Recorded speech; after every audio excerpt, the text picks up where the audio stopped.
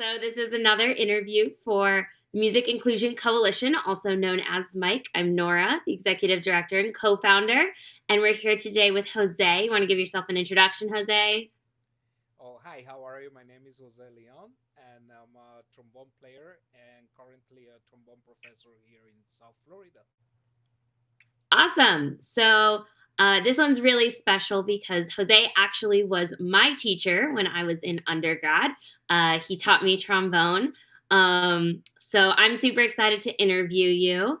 That's a little bit of your background. You went to CU Boulder with me, and it was awesome. Why don't you give a little bit of your background before that? So, how you got into music, what that kind of looked like for you growing up, and how you ended up in music as a professional. It was I think a calling of fate because my family is all musicians, basically, especially from my dad's side. My dad, all my uncles, and my brother, my sister, we all grew up in a musical family and playing music and doing music since we were kids. I started singing in a choir in the local school of music in my hometown at the age of 5, and I was there singing probably until around the when I turned 10 or 11, sort of. Because then is when the El Sistema came to my hometown. I'm originally from Venezuela, so I started in El Sistema around the age of 11 or 12, and I actually started on the trombone by coincidence. That was not my original plan. My original plan was to play. I wanted to play flute, and Sistema has this program that they lend you an instrument because we don't have the money to buy these very expensive instruments. So they lend you an instrument uh, while for the time being you are in the youth orchestra, and the day they were distributing wind instruments, I really wanted to play the flute. And then I arrived at the place like around 8 in the morning, and then it was noon, and all the instruments were basically gone, and the only thing left was percussion and trombone. I actually picked percussion. I didn't pick trombone, and I went to my dad's office, which was pretty close to the School of Music, and my dad told me, he was inquiring where's the flute, and I told him, well, there was no flute. All they had left was percussion, so I picked percussion. I never mentioned the trombone. So he went back to the school because he knew the teacher. He used to be the teacher of the teacher that was distributing the instruments. So he went to talk to him, and then when he came back, he was like, did they offer you a trombone? And I'm like, yeah. And he said, like, why didn't you choose the trombone? And I'm like, I don't like the trombone. Have you heard trombone? And I said, yeah. I mean, the hometown guys that they were really cool guys, but well, they play as good as it gets. So I didn't have a really good example of what a trombone sound was. And my dad was an aficionado of recording from the arts and cultures radio, especially at night, when they dedicated to all classical music. And there was a week that they dedicated the entire all every night they dedicated to a brass program and a brass group. They had a brass week by coincidence, and he recorded all of those shows and had them on tape. And he gave me all those tapes and said, "Give it a listen, and then you tell me if you like the trombone or not." And little did I know, I found out later on that all these recordings contain music from the Empire Brass, Canadian Brass, German Brass, all the best brass ensembles in the world. And I heard this amazing trombone playing in it, and I asked him, he's one of those musicians that is able to identify sounds very easily.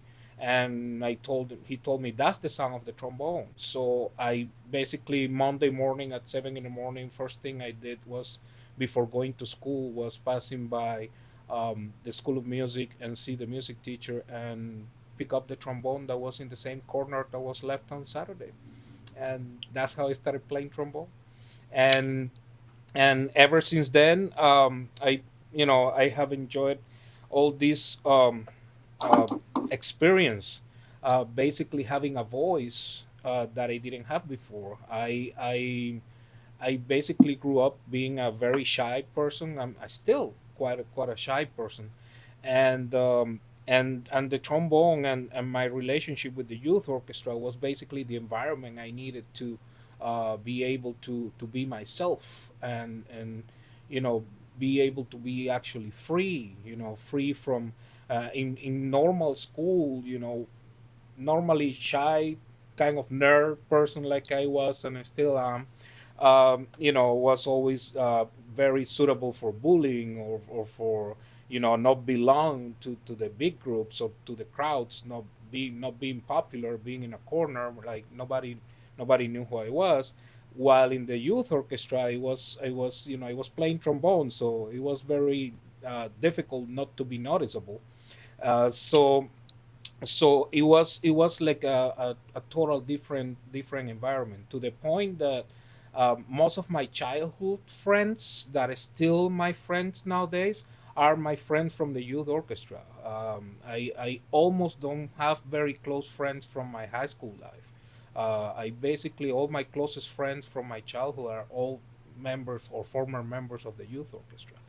And that was basically how music touched my life. I mean, it became my life, my profession. I got an AA in audio engineering, and I got into it very young because I graduated from high school when I was 16, and then I spent the next 3 years studying an AA in audio engineering. And as soon as I finished the audio engineering, I was already auditioning for a professional orchestra in the main city in Venezuela, and I got the job. So I basically got the job when I was 18 to probably 20, 19 or 20. And during this time, I was just planning my way out because I really wanted to come to the United States and study trombone here. And I graduated, but never worked on it in Venezuela because I was just preparing to audition to win a scholarship somehow, which happened. The first scholarship I got was at New World School of the Arts in Miami, and that was the first school that opened up the doors for me.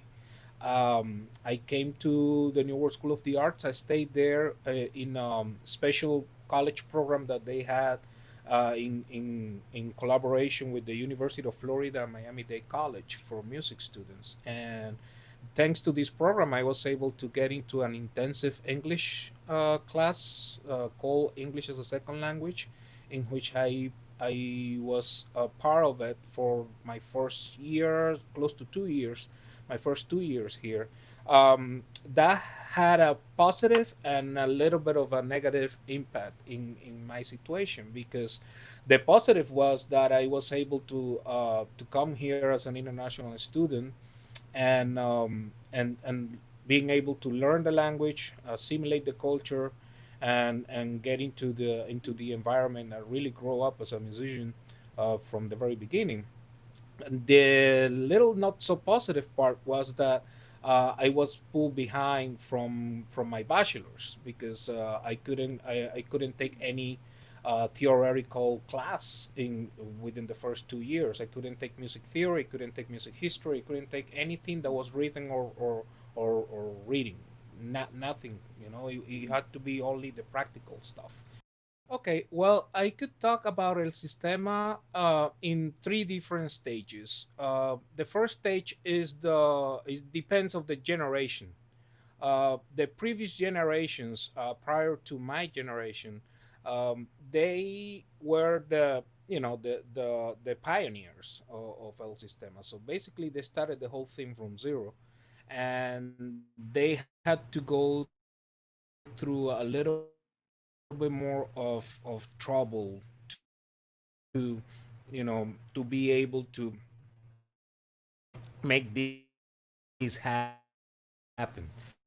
Basically, I started knowing about all these unfortunate divisions that a lot of times we have in the classical music world was unfortunately when I came to the US and and um, and I started seeing not really in South Florida because there is a balanced amount of population here from all genres and races and backgrounds.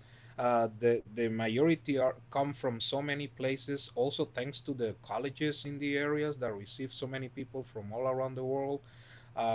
Every single college from West Palm Beach all the way down to Miami basically has a higher percentage of international students, and I came as an international student, and we represented a higher percentage of the student body at the university, especially in careers related to arts and sciences. They were the vast, I think I can probably say out of the top of my head, I think we represented about 40 to 50% of the student body. So it was a huge student body of international students. So we didn't really feel that here. But when I made it into a different intercollegiate band while I was in college, I made it to different intercollegiate bands for CBDNA's conferences or any other opportunity in which I was able to perform with an audition ensemble that I remember was there for out of an audition, and I was able to mingle with people in other states, going to like North Carolina or Atlanta or Seattle or name it, any other places that I got the opportunity to go to. Then you started feeling something different. Then there was a certain you know a certain aspect that I didn't know before, but I was smart enough to understand what was happening, and instead of just let's say whining about it or just saying, well, I did the opposite. I said, well, let my playing speak for myself, and as shy as I told you already I'm not gonna go and start speaking, especially with my broken English that I had at the time. Not like it has gotten any better, but Your English is I wonderful. so so anyways, I go I used to be like very quiet but just play, and then usually the other people were the ones that started the conversations after they heard me playing. So that allowed me to kind of become comfortable and break those barriers. um but it has always been there, but I think it's something that if we work hard, we have to apply what I always call the major leagues. I call it the major league effect, and is we had Venezuela has not only a reputation for musicians, but it has a huge reputation for baseball and for baseball players, and we have tons, hundreds of players that play in the Major League Baseball in the United States, and a lot of them have been in the top numbers and Hall of Fame and all of that.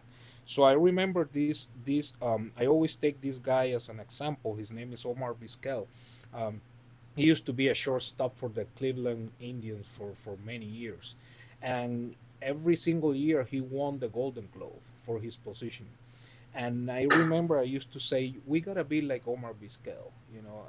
That guy was able to always obtain the Golden Glove because when anybody else were able to jump, let's say, I don't know, 3 feet to grab a ball, that guy was jumping 6 feet, and he was able to get to catch balls faster ever and impossible than anybody else. And that was a guy that was always practicing way more and always going the extra mile than the normal player.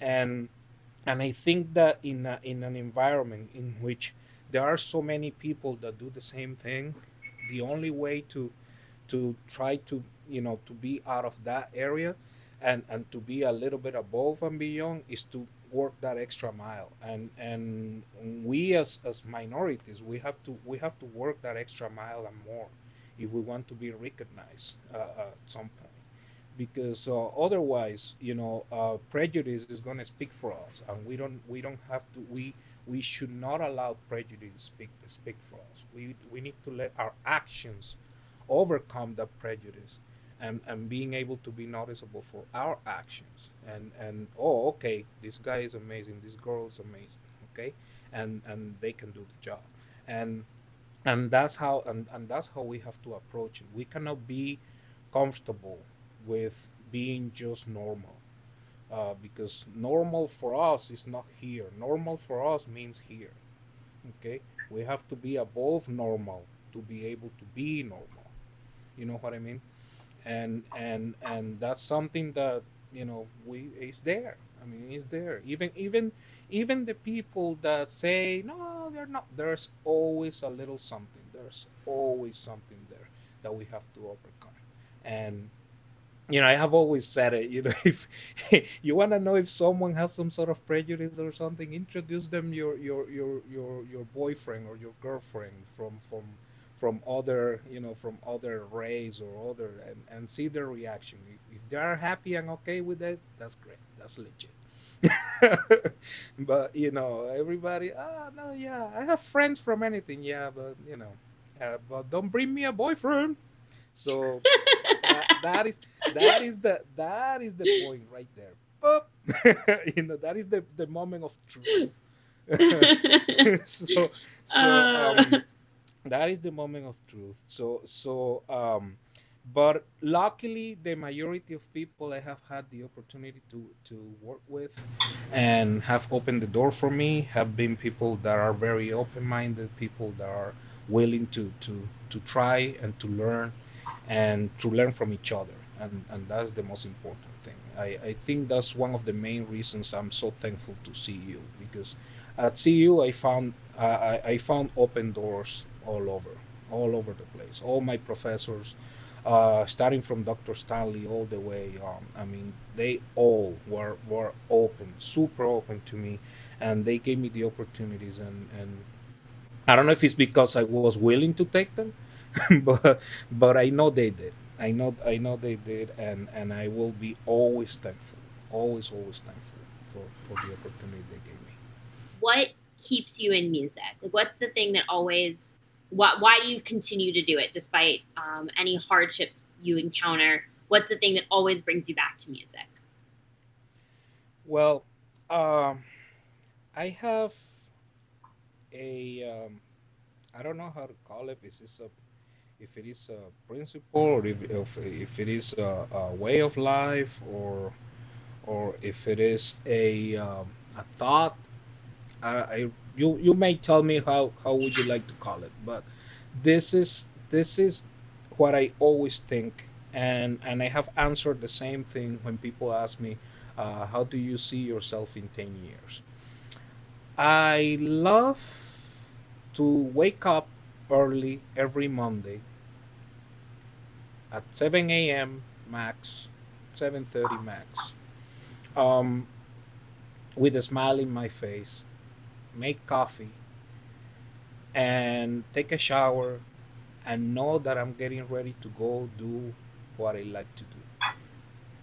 And that is what keeps me smiling every Monday. I don't like when Sundays at 7 p.m. turn into a moment of reflection and awareness, or as, oh my God, here comes Monday. Okay, I like to see Sundays at 7 p.m. Like, yeah, I'm getting ready. Tomorrow's Monday, and we're gonna do this and that and blah blah blah. The only career that has always given me that is music, whether it is teaching people that want to learn, or performing, or a rehearsal, or a concert, or a recording day, or whatever the activity it is related to music, directly to music, directly to make music. Even teaching, the studios that I'm teaching right now, for me, that's still a performance, because I still have to be able to produce something. to produce a good sound. This time, not from me directly, but from my student directly, and that is a way of making music as well. So if if I am able to wake up every Monday at 7 a.m., make my coffee, take a shower, and go out and be happy because I'm going to make music, that's a great day for me. And that's actually what has kept me in music and keeps me in music and keeps giving me hope of continue living this way and even more in the future, is because music basically makes me happy every Monday at 7 a.m. So this has been an interview with Jose for Mike. If you want to check out more of the work we're doing, you can find us at Music Inclusion Coalition on all of social media. And then you can also visit our website, www.musicinclusioncoalition.com. Jose, where can they find you? They can find me at my website, www.joseleonardoleon.com, and I have all my social media and contact there, and any other way of contacting me via email or through my social media, Facebook, Instagram, YouTube. Visit my YouTube channel, subscribe, all of that. You know how that is. And but I think if you visit my website, you're gonna be able to reach me out any other way just from the website. I think is the easiest way to do so.